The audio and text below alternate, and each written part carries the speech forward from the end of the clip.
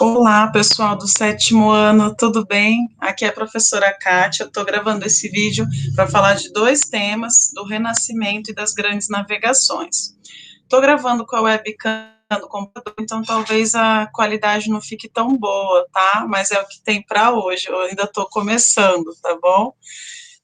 Inclusive, se vocês tiverem dicas, pode me dar, de programas e tal.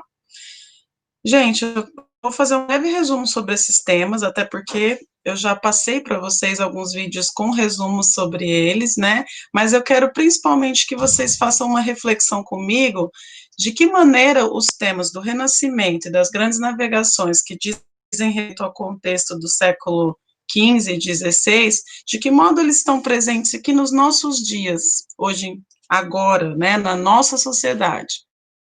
Então, vamos pensar juntos aqui, primeiro nisso, tá?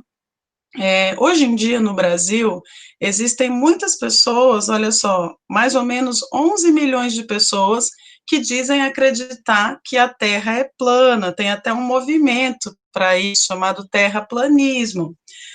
E isso tem tudo a ver com o assunto, porque as grandes navegações, teve uma das viagens que circundou o globo terrestre, né? Então, se a Terra fosse plana, esse navegador e sua tropa nunca conseguiriam ter feito essa volta inteira, porque eles teriam caído num abismo, não é verdade? E outra coisa também que o Renascimento traz para nós é a substituição do pensamento teocêntrico, muito ligado à igreja, pelo pensamento científico. Então, traz de volta a mentalidade científica, onde a gente vai considerar a observação e a experiência como métodos, o racionalismo, métodos para atingir alguma afirmação. Hoje em dia, nós vemos também em nossa sociedade que existe muita gente negando os fatos científicos, certo? Pessoas que pensam que é possível negar um fato científico simplesmente dizendo, eu acho que não é assim, né? E as coisas não funcionam dessa maneira. Imagina só se você resolve construir uma casinha de barro do seu jeito e não pergunta para ninguém como que faz para construir. Tá lá um belo dia na sua casa cai, né? Então, inclusive com relação ao coronavírus que a gente está vivendo agora também, vale a gente trazer essa reflexão, né? Será que dá para eu basear a minha conduta aqui no eu acho? Ou eu devo procurar o que os cientistas, especialistas na área estão dizendo? Porque para um cientista, uma cientista afirmar alguma coisa, vocês podem ter certeza que eles estudaram muito, eles observaram muito fatos que se repetiram nos experimentos deles, né? Para daí, então, ter a comprovação de ser verídico, certo? Então, vamos lá. Agora eu vou abrir para vocês uns slides aqui, tá bom? Para a gente comentar sobre o tema do renascimento primeiro, tá bem? Vamos lá. Beleza. Olha só, gente, então começando lá em cima, né? O Renascimento, ele inaugura a mentalidade da era moderna, vai se contrapor, então, à mentalidade medieval que a gente estudou em sala de aula, certo? Aqui está comentando que começou na Itália, né? Mas eu vou focar só nas informações que eu considero mais importantes para nós. Essa daqui é importante, olha só. Na época do Renascimento, então, no século XV, foi inventada uma maneira de reproduzir textos com máquina, né, uma tipografia.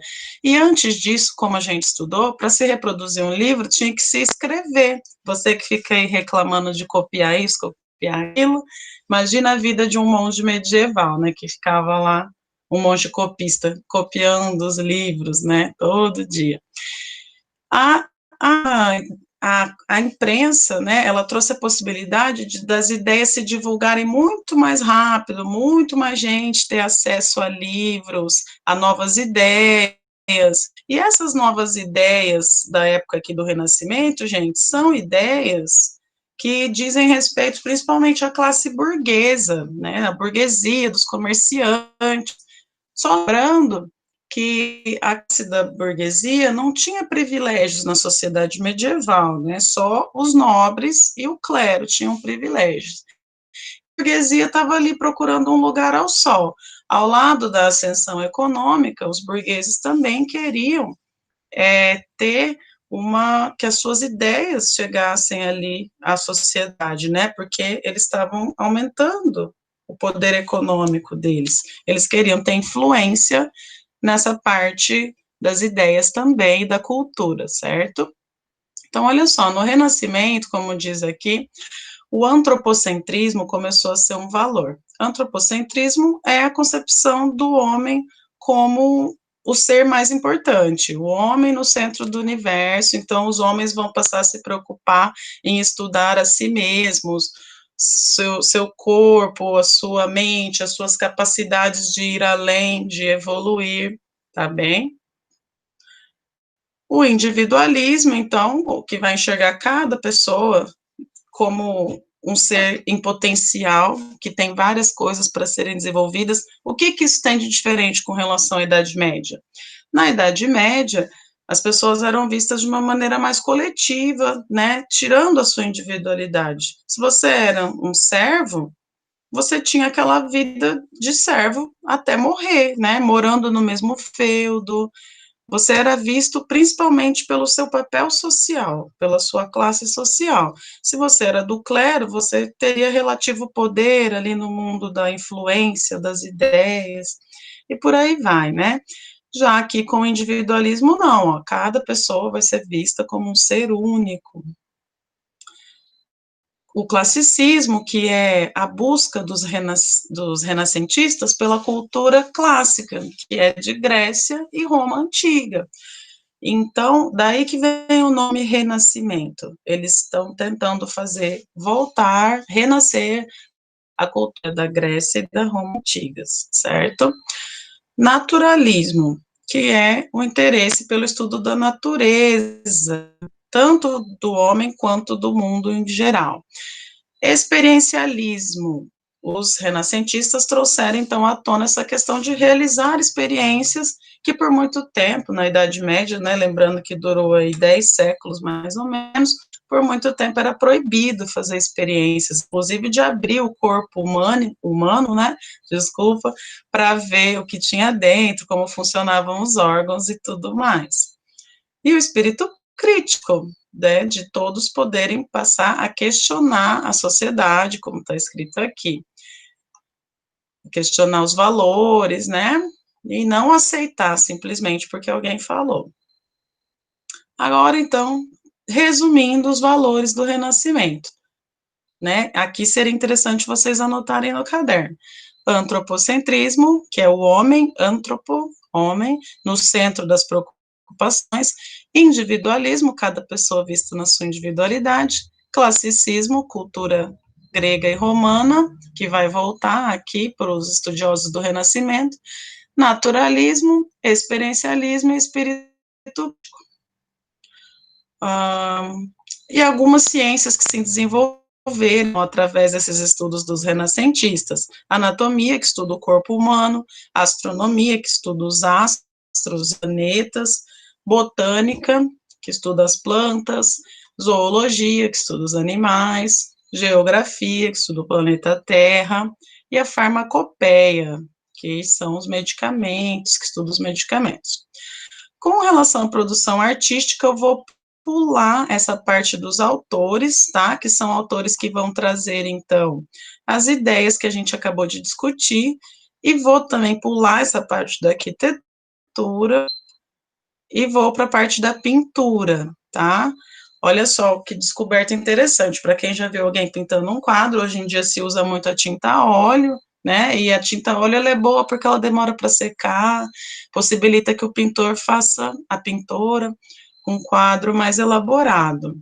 E aqui, ó, a gente está vendo então que se começou a estudar perspectiva. Os artistas faziam um quadro, uma pintura, levando em consideração a profundidade. Para isso, eles fizeram muitos estudos matemáticos, tá?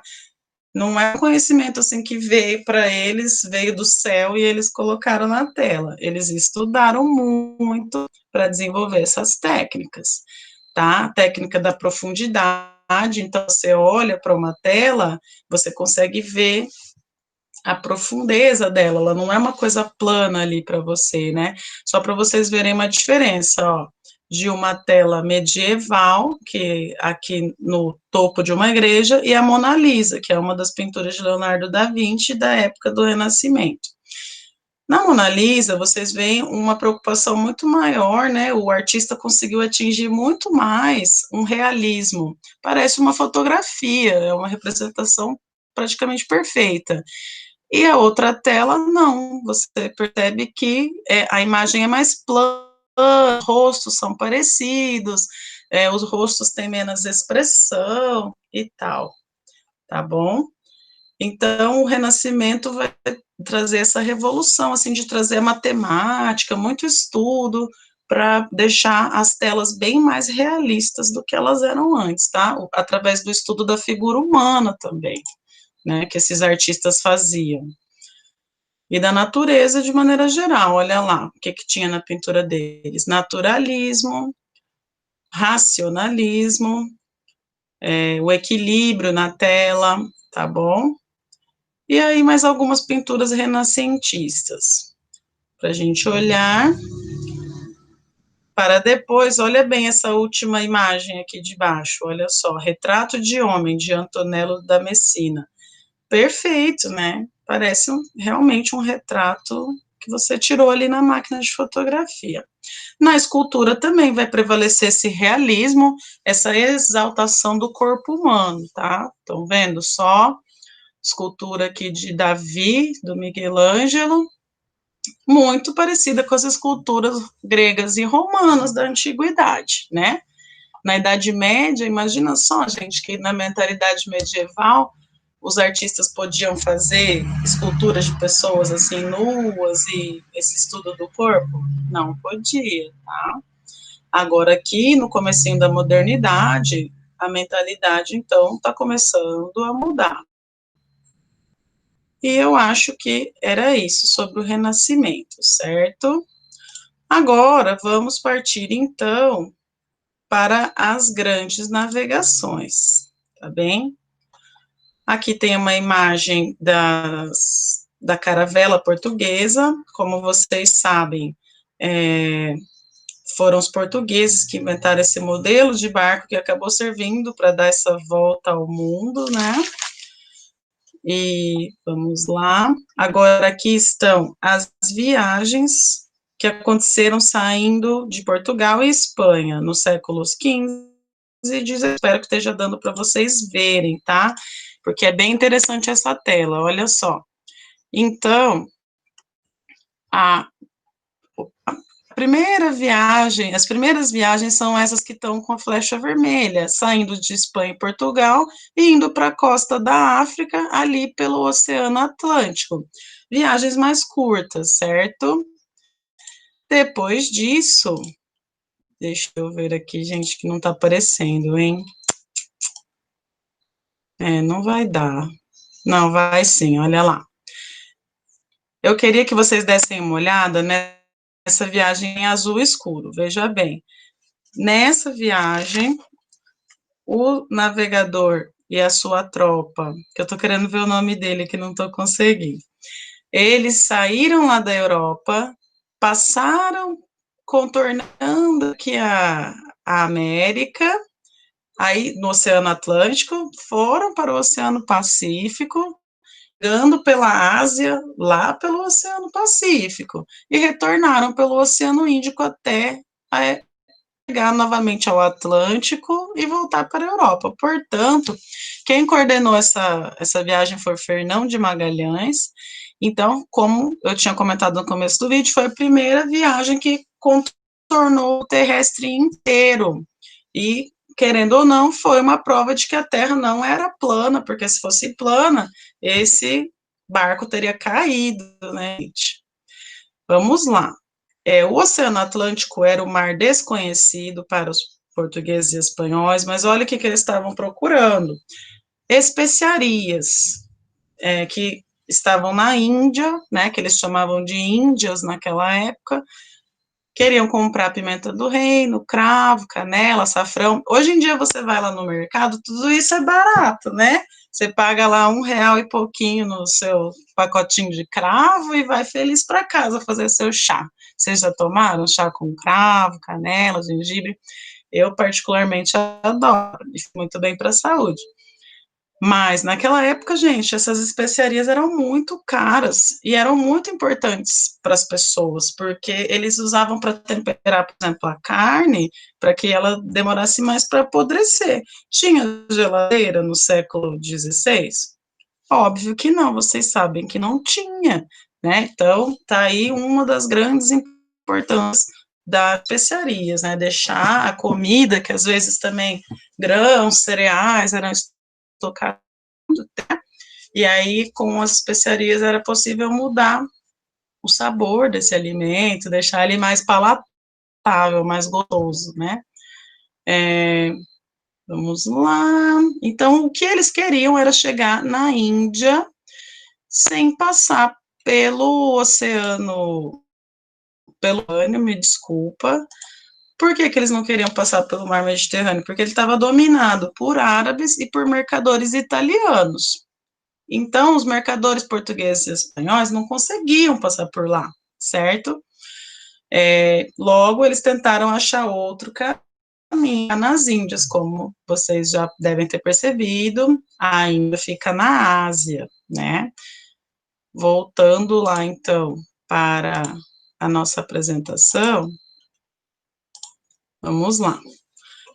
Eles acreditavam, gente, que no mar haviam muitos monstros, tá? Até porque era um mar que nunca tinha sido navegado, né? Então, era muito movido por um espírito de aventura essas grandes navegações também. E é óbvio, né? Principalmente pelo interesse econômico, de vender as especiarias, de conseguir comprar essas especiarias mais barato e tal. Então, eles se lançaram ao Mar Atlântico, querendo contornar a África e chegar na Índia, certo? Por um caminho mais longo e que não passasse pelo Mediterrâneo. Olha lá, então, né? Nessa época, assim como ainda hoje em dia, né, minha gente, muitos acreditavam, além dos monstros no mar, né, de que acreditavam que a Terra fosse plana. Então, a caravela poder ir num grande abismo. Então, imagina você, mulher, teu marido vai entrar num navio tentando chegar às Índias por um caminho desconhecido e você ficava lá com o coração na mão porque o pobre podia morrer se a caravela caísse no abismo. Lógico, as pessoas não tinham navegado ainda a terra inteira, aí tinham essa dúvida, mas depois que foi comprovado através da navegação que pegou a terra inteira, daí por que pensar assim? Mas hoje em dia ainda tem gente que pensa, infelizmente. Olha lá, alguns instrumentos que foram usados, então, nas grandes navegações, como a bússola, astrolábio, sextante, balestilha. Vamos lá. Continuando, então, falando um pouquinho dos portugueses. Os portugueses, gente, eles chegaram à Índia, como está escrito aqui, em 1498, comandados por Vasco da Gama, tá? 1498. Em 1500, Cabral, Pedro Álvares Cabral, tentando ir para a Índia, acabou aqui no Brasil antes, né?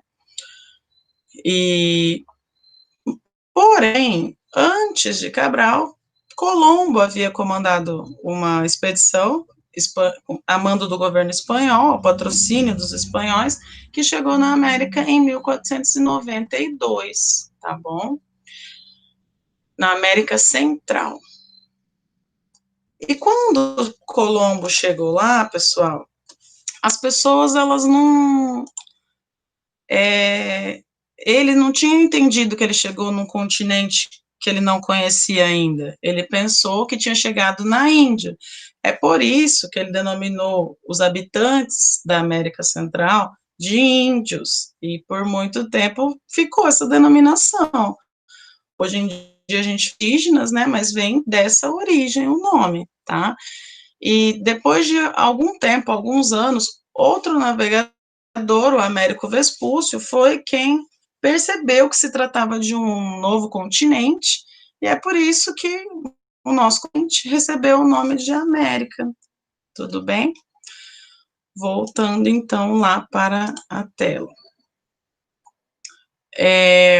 Aqui, como eu estava comentando, olha só, Fernão de Magalhães, servindo a Espanha, fez essa viagem de volta ao mundo, a primeira viagem que circundou o mundo inteiro, tá? Foi o primeiro europeu a navegar o Oceano Pacífico também, que é esse oceano que banha, como vocês estão vendo, parte dos Estados Unidos, do Canadá, da América do Sul, enfim, o lado contrário do lado que o Brasil fica, né, gente? O Brasil fica aqui com o Oceano Atlântico, o litoral brasileiro. Lá do outro lado da América tem o Oceano Pacífico, assim como aqui em uma parte da Ásia e da Austrália. Apenas uma nau, uma caravela sobreviveu dessa expedição que deu a volta ao mundo. Olha só, gente, que loucura.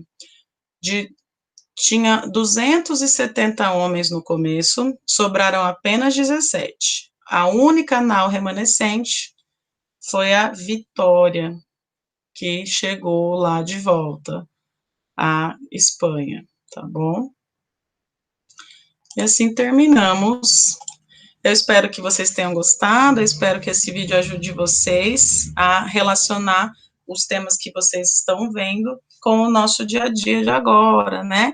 E deixo aqui ao final a minha reflexão para que vocês sempre questionem, para que vocês não que a gente não misture, pessoal, opinião com ciência, tá? Ciência traz fatos demonstráveis, né, que você pode repetir, demonstrar novamente, não é baseado no eu acho, tá? E tem alguns assuntos que eles não podem mesmo ser baseados no eu acho. Então, a história serve para isso, para a gente perceber que as coisas se repetem, as ideias se repetem, né? E a gente conhecendo a história, dá para se embasar melhor e se posicionar melhor também no nosso dia a dia de agora, né? Porque nós somos sujeitos históricos também, a gente muda o nosso contexto. Eu espero que vocês comecem a vir para a aula do Google Meet, tá? Para a gente poder conversar aqui cara a cara. Eu quero ver a carinha de vocês, quero conversar com vocês, saber como vocês estão, tirar dúvidas e etc. Tá bom? Um beijo. Eu espero que vocês estejam bem, colaborem nas casas de vocês, né? Vocês ajudando. E também não deixem de se proteger com máscara e distanciamento social, tudo bem? Saudades, beijos.